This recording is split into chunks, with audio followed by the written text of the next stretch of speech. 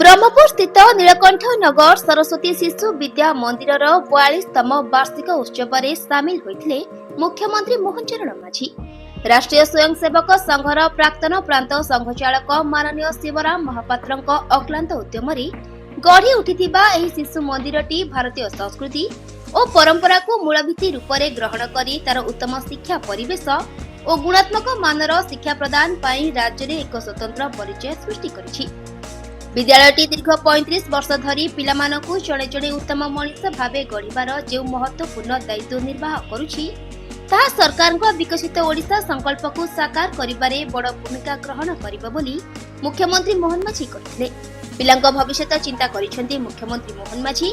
Doctor engineer हेबाकु कही पिलांकु मानसिक चाप न दिया जाऊ, पिला जहा हेबाकु चाहुचंती तांको स्वाधीनता देबाकु अभिभावकंकु परामर्श दैछंती मुख्यमंत्री।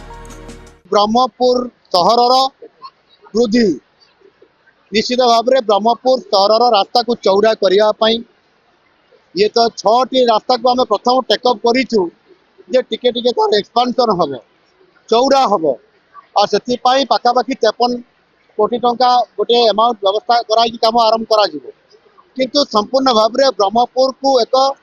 तार पेरिफेरियाल को लेकिन किसी पंचायत को लेकिन गोटे ग्रेटर ब्रह्मपुर करने आम गोटे चिंता करूँ तार डीपीआर प्रस्तुत करने मो विभाग को निर्देश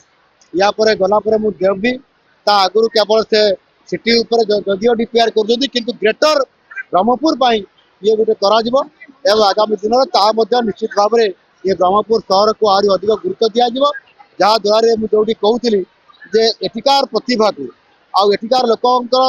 जीवन मान धारण एवं सामान्य केमी अधिक आमनिटीज पाइपर या गुरुत्व देकर आम सरकार विचार कर ब्रह्मपुर सहित जयपुर को जोड़ा इकोनॉमिक करियर एक कॉरिडोर हिसाब से या 6 लेन करवा 6000 कोटी ऊर्ध्व टंका व्यवस्था करवा एवं ता सहित आज अनेक जो इंटीरियर रोड गुड़िक अच्छी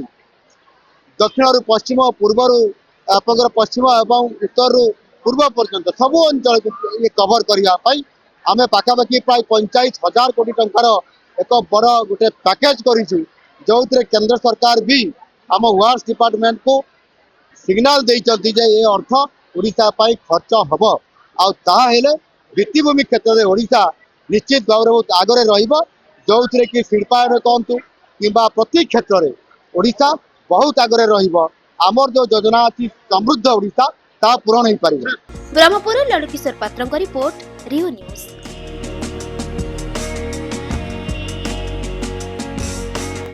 जदि आपंक आम भिडी भल लगा तेब आम चैनल को लाइक शेयर और सब्सक्राइब करने को जमा भी भूलु नहीं।